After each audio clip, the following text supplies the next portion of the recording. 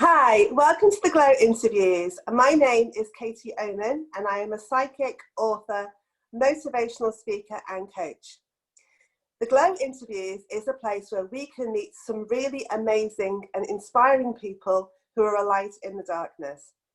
I know that through talking with them, we'll all be left feeling empowered, motivated and passionate about a brighter tomorrow. All of the contact details for both myself and my guests are in the box below. So if you'd like to reach out to either of us, please feel free to do so. Today's guest is Amanda Tooke. She is a woman of some amazing talents, and I've had to list them all down, so bear with me.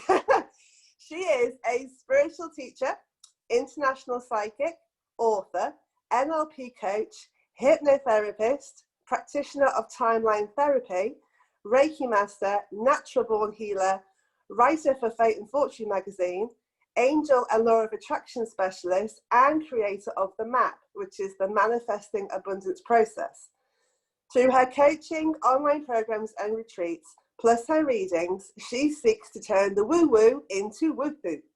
Her new book, Manifesting Manual, is released on Kindle on Monday the 19th of October, which is really, really exciting. I can't wait to get my hands on a copy.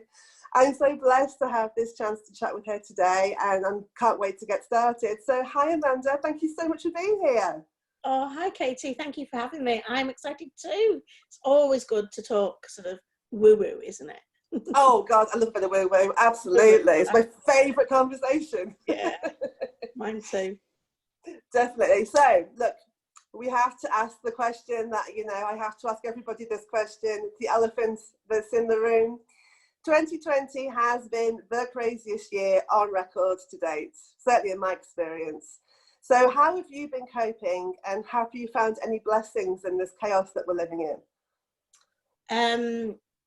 Gosh, it's a big question, isn't it? Because it's it's been such a long period, and it's not over yet by any sense of the imagination. If I'm being totally honest, at first it threw me, and I felt, all the fear that's been spread. Yeah. And when we were locked down, I moved to my daughter's, and it was really difficult, really, really difficult. But then it turned, because what I found is that instead of like going out, I went within. Yeah. And when I did more of going within, the more I could see, the bigger picture, if you like. And fear naturally dropped away, and I just felt more connected and more supported, and I started channeling a new entity called Jamoja, which is really interesting. And it has been a blessing. There's a lot of frustrations, don't get me wrong. I believe that we're moving through this for a good reason. I don't think everything we get shown and told is necessarily the truth, and I think it's important to really listen to our inner guidance in deciphering what is right and what is wrong, and knowing that everyone can see it differently. But I guess for me, the biggest, and it's funny you should ask that, because I was just actually, crafting an email, and the biggest blessing in all of this is it's given me time to appreciate what I really value in life, that perhaps I wasn't fully valuing.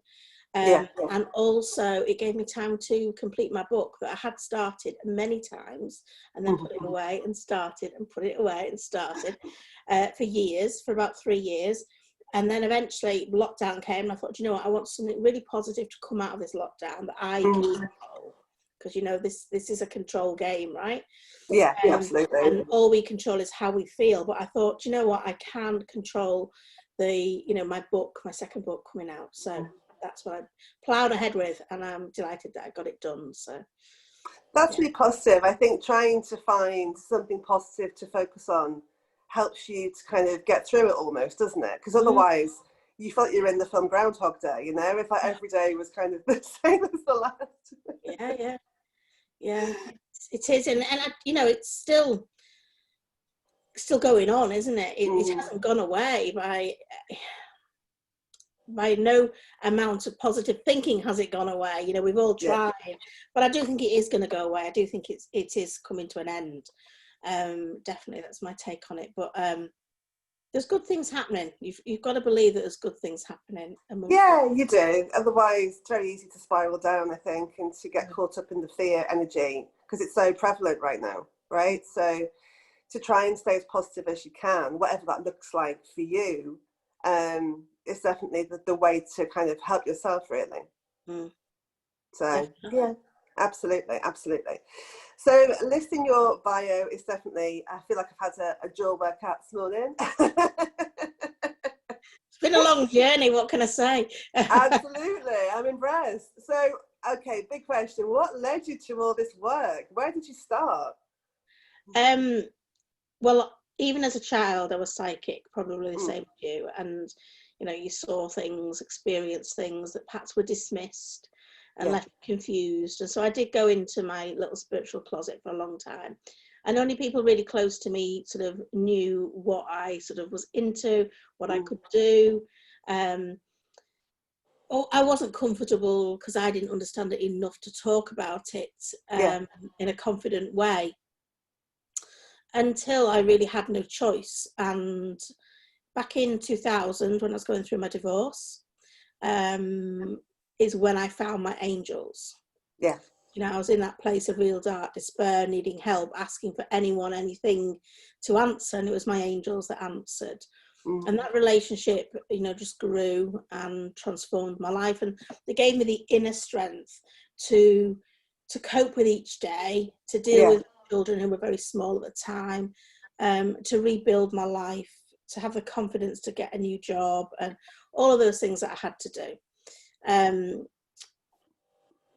But again, I wasn't comfortable telling everyone about my angels, even at that point. I was actually doing a counselling degree at the time, and I was working one-to-one with somebody else on the course, and she overwhelmed me with all her problems, right? You know, in this session, I was like, I don't want to say about all of that. Oh my goodness. I said, do you know what you need? You need your angels. And that was the first person I said it out loud to that didn't already know me. And she went, what do you mean? And I told her what my sort of take on it was, and that her angels would give her the inner strength that she needed. So this is the first time that I said that. And I never thought anything else about it until like my journey continued. And I worked in social services for a while, and then I left social services to start my own business, which was a B&B, because I really missed being a stay-at-home mum with my kids. So I decided to go and put everything I had into starting this business that I thought would mean that I'd have a better lifestyle, have more money coming in, and be able to say yes to my children rather than no, I can't afford it. So we took this big gamble and we got ourselves into this B&B, and it worked brilliantly for a few years until I had a huge asthma attack that took me 6 months to get over.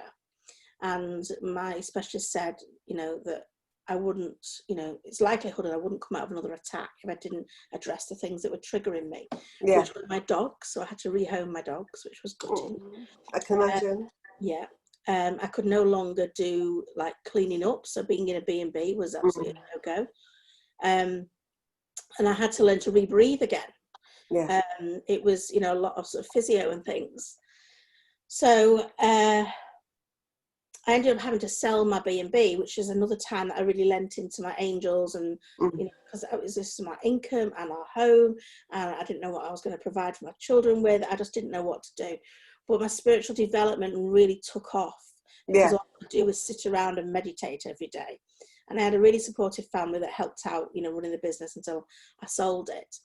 And I ended up getting all this guidance to open my shop. And when all the guidance joined up, all the dots sort of met, and I thought, oh, I know what they're on about now. Because, you know, sometimes it's a bit hit and miss, isn't it? Isn't always like, you know, dead clear like you'd like it to be. And then I realised that exactly what they were wanting me to do was to open a shop. And that was really stepping out my spiritual closet then. So they told me exactly which shop that I needed to be in, and that I had to go and view it. I'm getting goosebumps telling you. So I went with my trusty pendulum, right, to check the energy in there and everything. And they said, yep, open this shop, sell, you know, spiritual things. I sold angel cards, incense, crystals, little knickknacks that are all Yeah, the whole shebang. yeah, sort of the places that I love to go into anyway. Yeah, me too, definitely. And do my readings, which I'd always done, but on the very quiet. I mean, I used to fund many a night out doing palm readings in a pub, you know, like, oh, if you drink a palm, well, yeah, if you buy me a drink, you know, so that sort of thing. Yeah. But yeah, I was to do all of this and sort of to take it a little bit serious, really, rather than a bit of fun. And from viewing the shop to opening the shop, it was 2 weeks. Wow. So anytime I wanted to find like fittings for the shop or stock for the shop, I just go on Google and the right things seem to pop up. You know, you just know when something's right, don't you? When everything lines and it flows in a really beautiful way.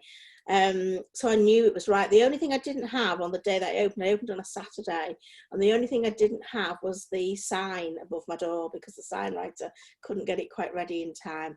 But we opened, and I can't say it was a roaring success from the beginning. It wasn't. You know, this is an 11-year journey. It's 11 years in December that I've had my business. But it has provided for me and the kids, and you know, it has been a blessing for sure. So does that answer your question? It was a very yeah, absolutely. That's fascinating. I just think people like that they can look at the like you and I and feel like, how would you even start with that? It seems like such a wishful thinking thing, I suppose, for people who don't do it. So I think it's always interesting to share the journey, to show that actually it's quite grounded and it's quite normal, for want of a better word. You know what I mean? It's not like we suddenly went into a cave and meditated for 10 years and came out and it's like, ah. It's like, actually, it's very real life, isn't it? It's just a different journey, a different path. So, and there's many time in that I thought, am I doing the right thing? Oh yeah, absolutely. Should I go get a real job? Yeah, absolutely. Just because you're spiritual and do this work doesn't mean you don't get fear. You know what I mean? Absolutely. Bless you. So your main focus, obviously with your book coming out and the map that you've created, is manifesting. So how effective has manifesting process been for you on your journey? I know you spoke about your shop. Did you feel like you manifested that with the angels' help? Well, we manifest everything, and absolutely, yes, I would say I did. We're all natural manifestors, and when we become more conscious of our manifesting and conscious of our thoughts and our energy and what we're focusing on, it becomes quite a powerful tool. So I have gone from being a single parent living on benefits to winner of ITV's May the Best House Win. You know, I've cleared credit cards and debt.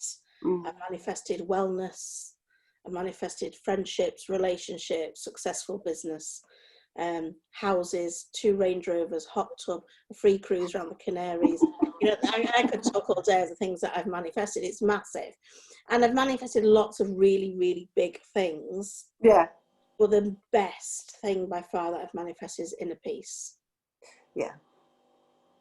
I like that. I like that. Because the material things, you know, you read about these stories about people who win the lottery and then say it's like the worst thing that ever happened to them. It's material things are great to a certain degree, but unless you're happy within yourself, you know what I mean? They don't take you so far, don't they? Yeah, yeah. And it's always a journey, because whatever it is that you want, you know, you want that because you believe that's going to make you happy. That's why people manifest things. So whatever it is that you want, when you've got that, there will be something else that you want. It's a journey. It's always ongoing. Yeah. But if you can have inner peace along that journey, you're always going to be a winner, aren't you? Always. It's like then the manifesting, the materialism, the stuff becomes the icing on the cake. Yeah. If you take that away, you've still got a very wonderful cake underneath, right? This is the ease and the flow that I want to experience every day. This is the connection that I feel. This is like, even when it feels like it's all going wrong, you have this real trust that actually it's all going to work out. Yeah. That you're not in a panic, that you're just really trusting that the universe has got your back. Yeah, definitely. So yeah, you can manifest material things, and that's what generally people want to manifest, you know, is the material things, and there's nothing wrong with that at all, because we're living in a very material world. And we need things to survive, for sure. Yeah. But if you can manifest that inner peace within you too, you have a very different take on the world. Yeah, absolutely. Absolutely. So for those people, obviously, like The Secret and the Law of Attraction, these things have been around now for a while, but for people who perhaps are not aware of manifesting, or perhaps it's not worked for them, what are the kind of basics, what advice can you give to people to kind of get them started on this journey? Apart from buying your new book, of course. Well, yeah, a new book out on Monday the 19th of October, Manifesting Manual. Yeah, I mean, that will tell you everything you need to know. But a lot of people find that they can manifest the little things like parking spaces, but don't find that they can manifest anything that they really want. And it's really about doing the inner work. You've got to feel it first. Yeah. You've got to, visualize you already having it. And then the universe will align and match that vibration that you are giving out. That's how it works. But we're bookers for tripping ourselves up. We love to do the how. So we like to think about what we want. Then we automatically think about, well, how could that come to us? And that immediately blocks us. And we have to stay into the why you want it. And when you stick in the why you want it, it takes you out the how. I mean, we could talk about this all day. There are so many things that people can do, but they have to have clarity around what they want. Yes, absolutely. And most people don't, because most people are very good at flip-flopping, right? Yeah, because they feel like it's not possible. So or they're worthy or deserving of it. And maybe they need to look at the beliefs from when they were younger. But, there's an awful lot of stuff, but we do cover it all in the Manifesting Manual, in how to clear blocks, fears, limiting beliefs of where they've come from. Because, you can, the example I always give, you could have been in school, right, and you've done this amazing picture, and your teacher goes, oh, it's a really good picture, right? You can't wait to show your mum when you get home, that's a really good picture, and you come running out the school gates with this picture, right, and you're so excited to show her, and you're like, mum, and she goes, just a minute, I'm just speaking to Mrs. Jones. And in that moment, that little 7-year-old you or 5-year-old you, whatever, goes, oh, whatever I do is never good enough. Yeah. And they create that belief, which is not true. No, absolutely. True. It's just the child's perception at that moment, and then that belief sticks with you for the rest of your life. So whatever you do never feels good enough. Yeah, I like that. Beliefs always come from somewhere, don't they, like you say, and to actually spend some time to actually go within and think about that. Not with judgment, not to say I'm a bad person because I feel this way, I'm a bad person because I've always thought this, but just to say, where does this come from? And is it actually true? Well, it's got to be true. It has to be 100% true. Yeah. Right? And most beliefs are not. So then you can dismiss them. Because I bet you used to believe in, things like Father Christmas, the Tooth Fairy, all those sorts of things, right? You might still believe in them now. You might not. Who knows? But you've changed your beliefs around them. Yeah. So if you can change beliefs around that, you can change your beliefs around anything. Absolutely. I like that. If they said you can believe in Santa for 8 years of your life, you can believe in yourself for 5 minutes. Right? Oh, I love it. Yeah. Yeah. Hashtag. So, what do you wish that you know when you started out this journey that you know now? That it is a journey. Yeah. That it isn't a, I'll be happy when. Yeah. I've got my new man, I've got my new car, I've got my new job, whatever. No, let's be happy on the journey. Yeah, absolutely. Definitely. Yeah. You learn so much, don't you, on the journey itself, about yourself and other people and life, and absolutely. I like that. So in that sense, if you could go into a DeLorean and you could travel back in time to your childhood, any age, what would you say to your younger self? That's a really interesting question. What I would say is, don't be bothered about what the people think or say. Focus on your own lane. Focus on your destination that you want to get to, because we're so hooked into peer pressure and what other people are doing and what other people think, and people are judging you whether you do it or whether you don't do it. Yeah, whatever it is. So it doesn't really matter. The only thing that really matters is about what you think and what you believe. I wish I had learned about law of attraction much earlier in my life, because I grew up, and I speak about this in my book, but in quite a fortunate childhood. So my dad was very successful in business for some years. So we had really nice things.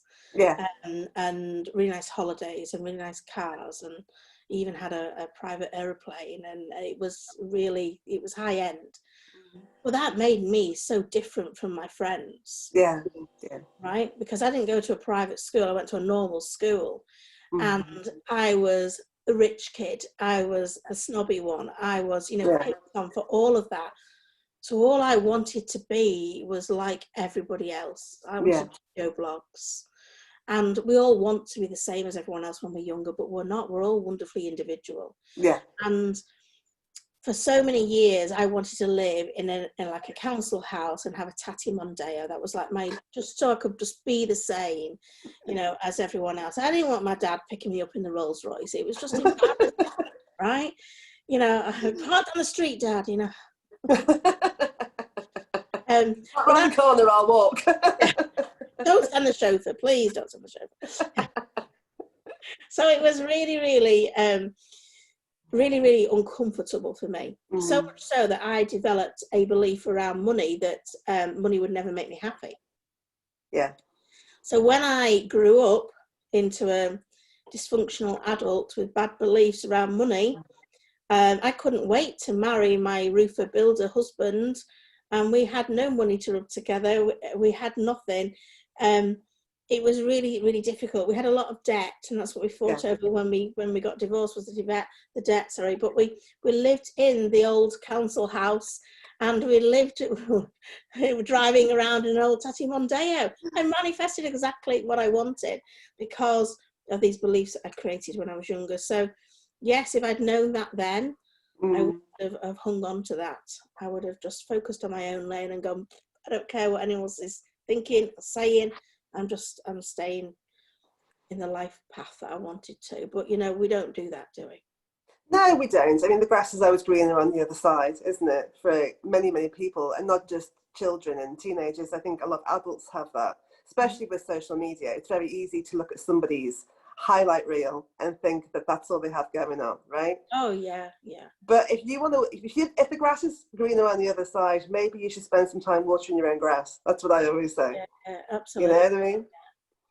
Yeah, I like to be really transparent and honest, and especially with my Abundance Club members. I posted in there last week that I was in a right funk and I had to flip my funk. There was nothing going on. I just woke up in a bad mood. I mean, how do you wake up in a bad mood? But I did do, and I was like, okay, so I had to do something about that. I had to own that and make sure that I got myself back into high vibe, because you need to be high vibe as much as you can to naturally attract good things into your life. Exactly. It becomes easy. So I am totally transparent with that. I'm far from got all my ducks lined up. In fact, sometimes I don't even know where my ducks are. But that is, what it's like. It's, and that's what I share in the book as well. I share about, when we fall off our manifesting wagon, what we do, because I still fall off my manifesting wagon. Oh yeah, absolutely. Yeah, I think a lot of people look at us and think that we've got it all figured out and we know all the answers and we're walking around in a big cloud of happiness and rainbows every day. It's real life. We're real people, and we're not going to be happy and focused and high vibe all the time. It's life. But like you say, you bring yourself back. You course correct, right? Yeah. Well, that's the only job you have when you take a dive for whatever reason. Your only job is to get back up again. Yeah, definitely. And we've all been in that place where we stayed down. It's not fun, right? The longer you stay down, the longer you're pushing away everything that you do not want. Exactly, definitely. So obviously, I can imagine you're on a scale of 1 to 1,000,000. You're super excited about your book coming out. I can't, as an author myself, I know how that feels. Terribly, you're giving birth to something. It's so exciting. But I also know that you've got your eye to the long term. So what's next for you on your journey? Well, I'm looking forward to, obviously, the paperback comes out at the end of the month. Kindle comes out on Monday the 19th, which is available for just £1. Wow. So everyone can actually get a copy of it. There'll be no excuse. Everyone can get a copy of the version. Everyone can afford £1, right? Yeah. And I do want to be a bestseller. So that is a dream of mine. This is my second book. My first book, I just launched it and didn't really know what to do with it. But now I'm sort of, a little bit older and wiser. So I would love to become a bestseller, to add to that long list of things that you. Of course, absolutely. I'm gonna have to go on to the next page next time, right? So yeah, that's sort of a dream of mine, and to keep growing my community, my abundance, which is my membership site. I love that. It's like a little manifesting family, and I love, you know, it's just an amazing, warm, friendly group that it's the most supportive community I've ever come across. And I love that people become such good friends in there that they actually end up like traveling over the other side of the country or even on the other side of the world to meet each other and go on holidays together. So amazing things happen in that community, and that's my dream for that to keep growing. Have got something else. I'm not going to mention what it is yet. But have got something else coming out. I was aiming for the end of this year, but I think realistically it's going to be the beginning of next year. But that's, again, is another type of book. And then I don't know. I don't think I have anything else business-wise that I've got a goal on at the moment. That's, you know, we've got a lot going on in this crazy world right now, haven't we? So yeah, I mean, I run my retreats. I've got another one in November. I've got 2 next year, but they're all sold out already. So my little head can't contemplate anything past that. Absolutely. I think, you know, in 2020, the very fact that you're contemplating any forward movement is a positive thing. I think looking too far ahead, because we don't know what's going to happen, right? So we have to just try and stay as present and as mindful as we possibly can, right? Yeah, we're definitely changing and transitioning. And it's exciting. Yeah, it is. You've got to deal with all the crap in the short term, right? Well, yeah, you can't make an omelette without breaking a few eggs, as they always say. No, absolutely not. So who or what inspires you to be your best self? Spirit. Yeah, I mean, I'm a bit... yeah, it's got to be. There's no one. I love Wayne Dyer. I loved Wayne Dyer's work. Sadly, he's not here, but still love his work. He's probably my spiritual idol if I had one. But most of all, it's spirit. Yeah, I love that. And of course, it's open to everybody. You know, if you're not connecting with spirit, you know, it's not like a secret club that you have to join. It's just a case of reaching out and trying and seeing what happens and being open and having a bit of faith, really, isn't it, at the end of the day? Trust. It's down to trust. And it's hard. And I can't tell you how many times I work with people and the spirit will say they just don't trust what they're getting. And that's the truth, isn't it? You know, they're getting all the guidance, but they're not trusting it. Yeah, exactly. Because it goes through the logical brain filter, doesn't it? And you're going, oh, it's just a coincidence, or it's not real. And you're like, well, if you think about it, you're never going to connect with it because you're just pushing it away, right? I know. It's a shame, but yeah, everyone can connect for sure. I don't believe that it's down to a select few. No, I think they can tap in. Absolutely. So last question, my darling. These interviews, I call them the glow interviews because I want to bring some light to the darkness in these trying times. So in that vein, what lights you up and brings you joy? Well, I am known for laughing a lot, and I do, you know, every day try and have a good old belly laugh at some point.